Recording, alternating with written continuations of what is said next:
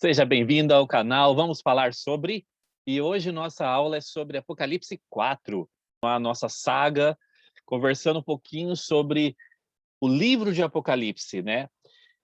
Então, se você curte esse assunto, se você gosta de falar sobre o Apocalipse e as coisas do Evangelho, não esqueça aí de curtir o canal e também se inscreve aí no canal. Vamos falar sobre, ok? Ah, Hoje a nossa aula, na verdade, ela é dividida em duas partes, principalmente, né? A primeira parte é uma parte antes, meio que intermediária entre as 7 trombetas, né? A sétima trombeta, no caso. Na última aula, nós tivemos a chance de falar das 6 trombetas, e hoje a gente vai falar um pouquinho sobre esse intervalo que o livro de Apocalipse dá, para que possa entrar, então, na sétima trombeta. Nesse intervalo, na verdade, é descrito algumas coisas que acontecerão ali nos últimos dias, na vinda de Jesus Cristo, né? E também é falado sobre a vida pré-mortal. E também é falado sobre a época da apostasia. Então, meio que são temas assim meio que espalhados, né?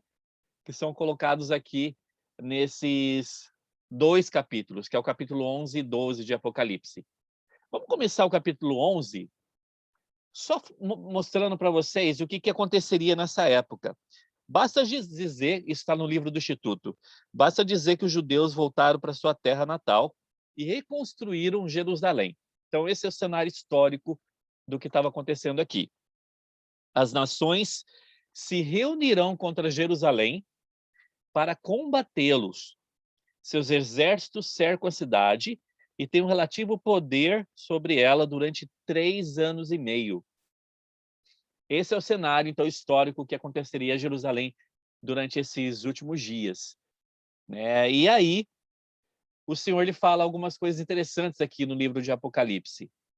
E darei poder às minhas 2 testemunhas, e profetizarão por 1260 dias, vestidas de saco. Essas são 2 oliveiras e os 2 castiçais que estão diante do Deus da terra. Essas testemunhas, na verdade, não seriam pessoas comuns. Elas seriam portadores do sacerdócio de Melquisedeque e que teriam um poder, como posso dizer, muito mais especial do que somente ser uma testemunha de Cristo. Olha o que fala aqui no 6. Estes têm poder para fechar o céu, para que não chova nos dias de sua profecia, e têm poder sobre as águas para convertê-las em sangue, para ferir a terra com toda sorte de pragas, todas quantas vezes quiserem. Nas escrituras, na verdade, é falado sobre, acho que 2 pessoas principais que tinham esse tipo de poder, que era o poder selador. Era Elias e Nefe. Então, só para entender qual seria o papel dessas 2 testemunhas. Não seriam pessoas normais, né? Mas seriam realmente portadores do sacerdote Melquisedeque, mas testemunhas especiais. Aqui no Manual do Instituto, ele fala o seguinte sobre essa parte. Uma dupla de profetas judeus, usando seus poderes milagrosos, evita que os inimigos destruam seu povo. Então, na verdade, usando os poderes que eles teriam, né? Eles evitariam que o inimigo destruísse o seu povo. Até que, lá no 7 fala o seguinte: e quando acabarem o seu testemunho, a besta que sobe do abismo lhe fará guerra, e os vencerá e os matará. Então, elas seriam mortas, então. Assim que chegasse o tempo que o testemunho deles fosse prestado o suficiente, de acordo com o que Deus quisesse que eles fossem prestados, né? Eles seriam, então, mortos pelos poderes de Lúcifer, né? E jazerão seus corpos mortos na praça da grande cidade, que espiritualmente se chama Sodoma e Egito. Não necessariamente Sodoma, de Sodoma e Gomorra e Egito, né? Porque eles estariam em Jerusalém nessa época. Mas ele coloca aqui Sodoma porque é o simbolismo de iniquidade, e eles colocam o Egito porque é o simbolismo de escravidão, que é o que estaria acontecendo com Jerusalém naquela época. Jerusalém, na verdade, estaria meio que sob regime de escravidão, porque ela estaria sendo dominada pelas outras nações. Onde o Senhor também foi crucificado. E homens de vários povos e tribos e línguas e nações verão seus corpos por 3 dias e meio, e não permitirão que os seus corpos mortos sejam postos em sepulcros. Então, esses corpos desses 2 profetas ficariam expostos ali, para que todas as pessoas pudessem ver. E depois daqueles 3 dias e meio, o Espírito de vida, vindo de Deus, entrou neles, e puseram-se sobre seus pés, e caiu grande temor sobre os que o viram. E ouviram uma grande voz do céu que lhe dizia: Subi cá. E subiram ao céu em uma nuvem, e os seus inimigos os viram. Então, olha só que coisa fenomenal, né? Na verdade, que vai acontecer, né? Essas 2 testemunhas que foram mortas pelas forças do inimigo, forças de Lúcifer, elas estariam ali expostas durante 3 dias e meio, né? E aí elas voltariam à vida e elas seriam levadas, então, de volta à presença de Deus ali. Então, aqui no livro do Instituto continua falando sobre essa situação, né? Até que depois de algum tempo, essas 2 testemunhas são mortas e a cidade fica sujeita à misericórdia de seus opressores durante 3 dias e meio.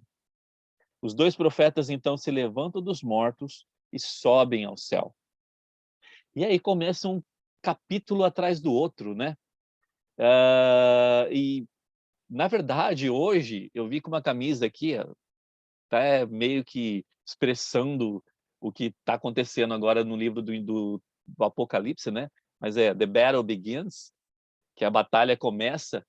E, na verdade, é o que vai acontecer aqui no livro do Apocalipse, né? Vai acontecer essa batalha, a batalha já iniciou, a gente já começou a falar alguma coisa sobre isso, mas a batalha vai se tornar mais e mais sedenta, né? Mais e mais feroz a partir desse momento. Então, ele continua falando, né? O Messias vem, convulsiona a terra, destrói os exércitos dos gentios, liberta os judeus, purifica a terra de toda iniquidade, ressuscita os santos que são trazidos em sua companhia e inicia seu reinado milenar, durante o qual o seu espírito será derramado sobre toda a carne. Os homens e feras, pássaros e serpentes serão perfeitamente inofensivos, e a paz, conhecimento e glória de Deus cobrirão a terra como as águas cobrem o mar. E os santos do Altíssimo receberão o reino celestial e toda a grandeza dos reinos que existem sob os seus pés. Como eu falei em outras aulas, né? O livro do Apocalipse não é um livro para nós ficarmos assustados. É um livro de promessas que o Senhor tem para os justos. E eu sou muito grato por saber dessas coisas, né? Por saber como que o Senhor ele quer que estejamos preparados para todas essas coisas que vão acontecer. E Ele quer que nós sejamos testemunhas de tudo isso, né? Ele quer que nós realmente possamos estar preparados para voltar à presença dEle.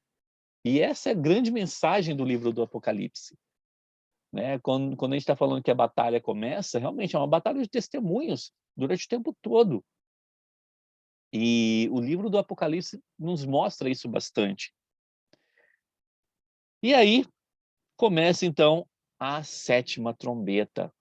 Lá no versículo 15 começa a falar sobre isso. E tocou o 7º anjo a sua trombeta, e houve nos céus vozes que diziam: os reinos do mundo vieram a ser de nosso Senhor, do seu Cristo, e ele reinará para todo sempre. E os 24 anciões que estão assentados em seu trono diante de Deus, prostraram-se sobre os seus rostos e adoraram a Deus, dizendo: graças te damos, Senhor, Deus Todo-Poderoso que és e que eras, o que hás de vir, tomaste o teu grande poder e reinaste. Eiraram-se as nações e veio a tua ira e o tempo dos mortos, para que sejam julgados, e o tempo de dares o galadão aos profetas. Olha nesse versículo aqui, na verdade, ele está mostrando meio que o final ali do plano de salvação que aconteceria. Eiraram-se as nações e veio a tua ira, e o tempo dos mortos para que sejam julgados. Ou seja, os mortos eles seriam ressuscitados para que eles fossem julgados. Ele fala então aqui, começa a falar um pouco do julgamento final. E o tempo de dares o galardão aos profetas, teus servos, e aos santos, e aos que temem o teu nome, a pequenos e grandes, e o tempo de destruir os que destroem a sua terra. Ele fala da ressurreição aqui dos justos, na verdade, né? Ele fala da ressurreição daqueles que vão ressuscitar para o reino celestial. Seria a ressurreição da primeira manhã. E abriu-se no céu o templo de Deus, e a arca do seu concerto foi vista no seu templo. E houve relâmpago, e vozes, e trovões, e terremotos, e grande saraiva. Como eu falei para vocês no início, né, a gente meio que tem aqui um break entre a sétima trombeta e o que vai acontecer, né, com a sétima trombeta. E agora aqui no capítulo 12, na verdade, ele começa a falar sobre algumas outras coisas que não tem nada a ver do que estava acontecendo até agora. E só para a gente se situar, né? Nós chegamos então aqui na sétima trombeta, que seria o início do reino milenar do Senhor, né? Seria a época onde nós teríamos o julgamento, a ressurreição dos justos, e a gente vai falar bastante sobre isso em um próximo encontro também. Mas vamos entrar aqui no capítulo 12, e lá no capítulo 12, no versículo 1, ele começa já falando alguma coisa interessante sobre apostasia, na verdade. Então, lembra que eu falei que nessa aula a gente teria ali apostasia, né, falando sobre apostasia, e também falando sobre a vida pré-mortal. E é isso que acontece aqui no capítulo 12. Nós temos dois pontos aqui principais. Então, aqui no versículo capítulo 12 fala o seguinte: E viu-se um grande sinal no céu, uma mulher vestida do sol, tendo a lua debaixo dos seus pés, e uma coroa de 12 estrelas sobre a sua cabeça. Lá no manual, na versão inspirada de Joseph Smith, de Apocalipse, a versão traduzida, né? Esse versículo 1 ele fica da seguinte forma: E viu-se um grande sinal no céu, à semelhança das coisas sobre a terra. Uma mulher vestida de sol, tendo a lua debaixo dos seus pés, e uma coroa de 12 estrelas sobre a tua cabeça. Quando a gente está falando aqui uma mulher vestida do sol, a gente está falando aqui de a igreja com toda a sua glória. Então, a gente está falando da igreja de Jesus Cristo com toda a sua glória. Por isso que ela é vestida do sol. É uma glória para iluminar toda a humanidade, toda a terra. E ela tinha a lua debaixo dos seus pés. Ou seja, ela tinha todas as outras denominações religiosas e também os reinos da terra debaixo dos seus pés. Ou seja, a gente tem então o governo teocrático do Senhor, que é a igreja dele, né? E embaixo dessa igreja a gente tem então todos os outros governos da terra, seja governos teocráticos ali, governos relacionados a igrejas, ou seja, governos relacionados à terra mesmo, né? As coisas terrenas que existem aqui. E uma coroa de 12 estrelas sobre a sua cabeça. Ou seja, seriam relacionados aos 12 apóstolos, né, que fazem parte da igreja de Jesus Cristo. E aqui fala o seguinte: estava grávida e com dores de parto, e gritava com ânsias de dar à luz. Então, essa igreja lembrando, essa igreja que é a igreja de Jesus Cristo, ela estava grávida e com dores de parto. Ou seja, ela daria luz a alguma coisa, né? E aqui no 3, e viu-se outro sinal no céu, e eis que era um grande dragão vermelho, que tinha 7 cabeças e 10 chifres, e sobre as suas cabeças 7 diademas. Então, quando a gente está falando sobre 7 cabeças, 10 chifres, né, são simbologias do livro do Apocalipse, e aqui, na verdade, demonstra a questão de conhecimento que Lúcifer possui. Então, dragão vermelho aqui que fala é Lúcifer, é Satanás. Então, ele viu Satanás e ele viu que Satanás tinha conhecimento das coisas. E ele tem conhecimento das coisas. Ele conhece todas as coisas também.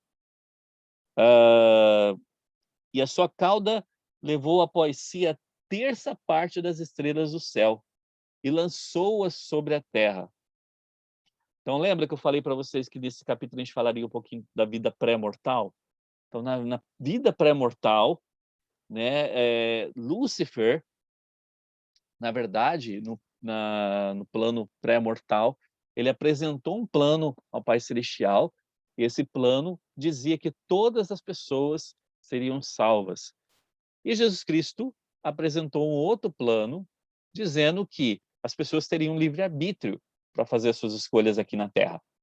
Ou seja, nem todas seriam salvas, né? Porque teriam sua liberdade de escolha aqui. E nessa questão, houve então uma guerra nos céus. E aí é por isso que fala aqui que ele levou após si a terça parte das estrelas do céu e lançou-as sobre a terra. Então, essa terça parte que estava na vida pré-mortal foi lançada aqui na terra e eles não tiveram chance de ganhar um corpo físico. Tá? Então, eles não venceram o que a gente chama de primeiro estado. Tá? Eles não tiveram a chance de ganhar um corpo físico. E o dragão parou diante da mulher que havia de dar à luz, para que, dando ela a luz, lhe tragasse o seu filho. E deu à luz um filho. E muita gente, na verdade, defende que esse filho é Jesus Cristo. Mas é meio inconcebível, né, de pensar um pouco sobre isso, porque, na verdade, se a gente pensar que a igreja está dando à luz alguma coisa, não foi a igreja que deu luz a Cristo, né? Lá no Manual do Instituto, é falado uma coisa bem interessante sobre isso. E isso está, na verdade, foi falado pelo presidente Bruce R. McConkie. Ele falou o seguinte: uma mulher, a igreja de Deus, dá à luz a um filho. O que seria esse filho? Olha que interessante.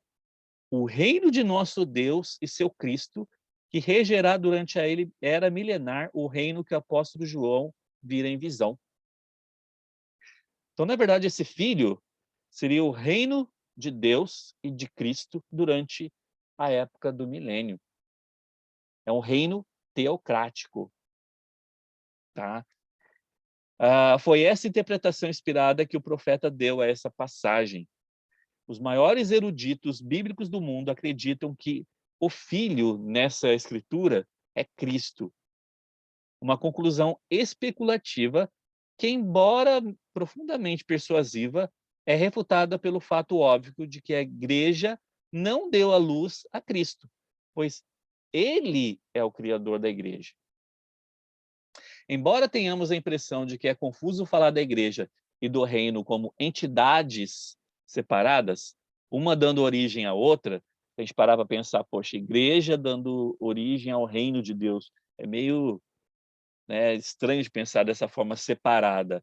Mas ele falou o seguinte: a igreja é uma organização espiritual governada pelo sacerdócio e pela revelação. Então, essa é a igreja. Somente aqueles que fizeram convênio com Cristo através das águas do batismo podem se considerar membros da igreja.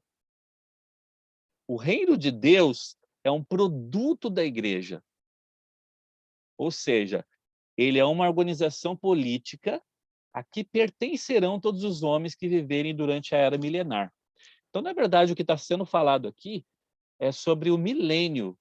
Então, na verdade, o que que essa igreja deu à luz, o que que essa mulher deu à luz nessa escritura, é relacionado ao reino de Deus durante o milênio. Depois de Cristo vir, todos os povos da terra lhe serão sujeitos. Haverá multidões sobre a face da terra que não serão membros da igreja durante o milênio. No entanto, todos terão de prestar obediência às leis do reino de Deus, pois ele terá domínio sobre toda a face da terra. Essa gente estará sujeita ao governo político, ainda que não sejam membros do reino eclesiástico, que é a igreja. Esse governo que abrange todos os povos da terra, sejam ou não da igreja, é também às vezes chamado de reino de Deus, porque estarão sujeitos ao reino de Deus que Cristo estabelecerá. Ainda assim, eles têm o seu arbítrio, e milhares não serão membros da igreja até que sejam convertidos, mas ao mesmo tempo estarão sujeitos ao governo teocrático. Então é bem importante a gente notar isso, prestar bem atenção nessa parte para não ter essa confusão, né, de pensar o que que é a igreja e o que que é o reino de Deus. Então o reino de Deus que é falado aqui é exatamente essa ordem teocrática que haverá durante o milênio. E aí, o que que acontece aqui no versículo 5, né? E deu à luz a um filho, o varão que há de reger todas as nações com vara de ferro, com o evangelho. E o seu filho foi arrebatado para Deus e para o seu trono. Interessante falar aqui que o seu filho foi arrebatado para Deus. Ou seja, na época de Cristo, o evangelho acabou não sendo totalmente pregado, né? Então, muitas coisas ainda precisavam ser feitas. Então, na verdade, o evangelho ele precisou ser retirado daqui da terra durante um tempo, para que algumas coisas fossem preparadas e para que esse evangelho fosse restaurado durante uma época e que trouxesse as coisas que precisavam ser trazidas e que não foram trazidas durante a época de Cristo. Então, bem interessante que fala aqui nessa parte, né? E a mulher fugiu então para o deserto, onde já tinha lugar preparado por Deus para que ali fosse alimentada durante 1260 dias. Então, durante esse período que é falado aqui, essa mulher então fugiu para o deserto, ou seja, a igreja fugiu para o deserto. E esse é o período, aqui é um período meio que emblemático, né, 1260 dias, mas é o período, na verdade, relacionado à apostasia mundial. E essa apostasia que aconteceu durante a história, né, ela é chamada de a Era das Trevas, na época da história do mundo mesmo, né? Porque muitas coisas ficaram paradas, tanto na parte terrena quanto na parte espiritual. Então, a igreja ela foi para se esconder, né, do demônio, do Satanás, no deserto, para que ela pudesse se proteger. E ela foi, então, retirada da terra. E isso é o que a gente chama, então, de período da apostasia. Olha o que fala aqui. A mulher simboliza a igreja de Jesus Cristo e aprendemos no versículo 13 que o dragão, Satanás, a perseguiu. A mulher voando, então, para o deserto é a fuga simbólica da igreja para o deserto da apostasia. Ok? Então, só para a gente encerrar e concluir essa parte, né, do capítulo 12, e fala o seguinte: e houve batalha no céu, falando lá da vida pré-mortal. Então, a gente falou aqui sobre a apostasia, esse período que o evangelho foi retirado da terra, e agora volta a falar sobre a vida pré-mortal. E houve batalha no céu. Miguel e seus anjos batalhavam contra o dragão, e batalhava o dragão e os seus anjos. Mas não prevaleceram, nem mais o seu lugar se achou nos céus. E foi precipitado o grande dragão e a antiga serpente, chamado Diabo, Satanás, que engana todo mundo. Ele foi precipitado na terra, e os seus anjos foram lançados com ele. Lembra A terça parte foi lançada com Lúcifer. E eu ouvi uma grande voz no céu que dizia: agora chegada está a salvação e a força e o reino de nosso Deus. E eles o venceram pelo sangue do Cordeiro. Venceu esses anjos de Lúcifer, né? Eles foram vencidos pelo sangue do Cordeiro e pela palavra do seu testemunho, e não amaram as suas vidas até a morte. Pelo que alegrai-vos os céus, e vós que neles habitai. Ai dos que habitam na terra e no mar, porque o diabo desceu a vós e tem grande ira, sabendo que já tem pouco tempo. Isso, então, depois dele dar uma breve, né, falada ali sobre a questão da vida pré-mortal, que aconteceu, a batalha dos céus, que aconteceu, foi uma batalha de testemunhos, né, que aconteceu ali. Ele começa, então, a falar do poder de Lúcifer de novo aqui na Terra. E quando o dragão viu que fora lançado na terra, perseguiu a mulher que deu à luz ao varão. E foram dadas à mulher 2 asas de grande águia, para que voasse para o deserto, ao seu lugar onde foi e é sustentada por um tempo. E tempos e metade de tempo fora da vista da serpente. É interessante que ele falou aqui que foi dada 2 asas, né, de grande águia para que voasse. Ou seja, para que ela saísse realmente da terra, para que a igreja saísse da terra. Lembrando que o que foi a apostasia? A apostasia não aconteceu assim porque ok, a igreja vai ser retirada da terra. Não, é que os homens na verdade começaram a cair em abominação, né? Eles começaram a cair em pecado. Eles começaram a se afastar do poder do sacerdócio, começaram a se afastar do Espírito Santo. Consequentemente, eles se afastaram da Igreja de Cristo. E isso foi o que causou a apostasia. Então, quando fala que a igreja foi levada para o deserto, né? E é legal ver essa questão de que a simbologia que está sendo dada aqui, mostrando isso, foi que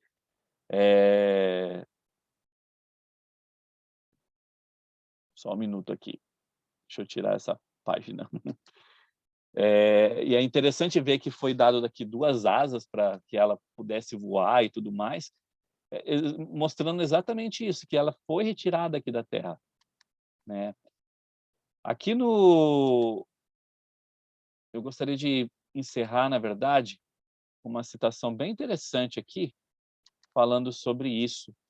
Essa é uma citação do Elder James Amula, e ele fala o seguinte: foram reservados para nascer nesses últimos dias e para trabalhar para o Pai e seu Filho alguns dos mais valentes e nobres filhos e filhas do Pai Celestial. Sua valentia e nobreza foram demonstradas na luta pré-terrena com Satanás. Com o reino de Deus restaurado na terra e com a chegada de vocês ao mundo, Satanás sabe que tem pouco tempo.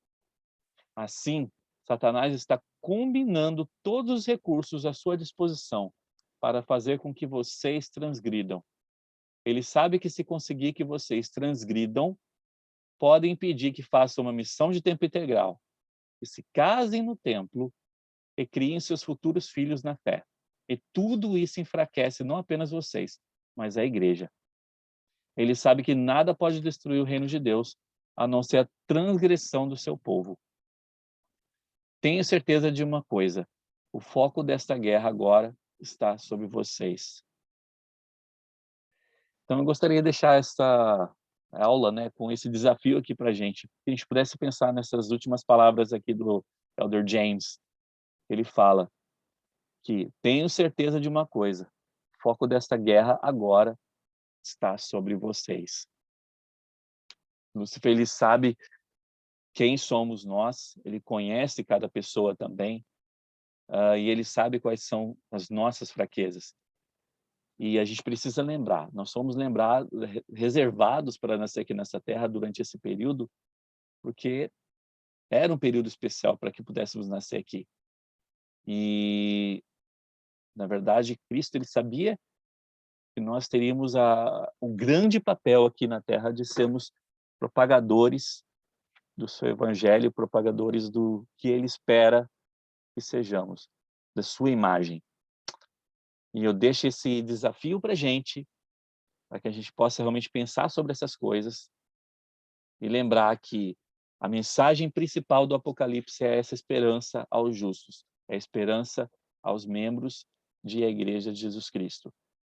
E que possamos lembrar que as coisas que realmente o Senhor tem prometidas para os santos são grandiosas, que tudo vai acontecer de acordo com a vontade dele. E eu deixo essa aula então com vocês. E não esqueçam aí de dar uma curtida e também de poderem assinar o canal. E até o nosso próximo encontro, até Apocalipse aí, número 5. Tá bom? Eu deixo essa aula com vocês então, em nome de Jesus Cristo. Amém.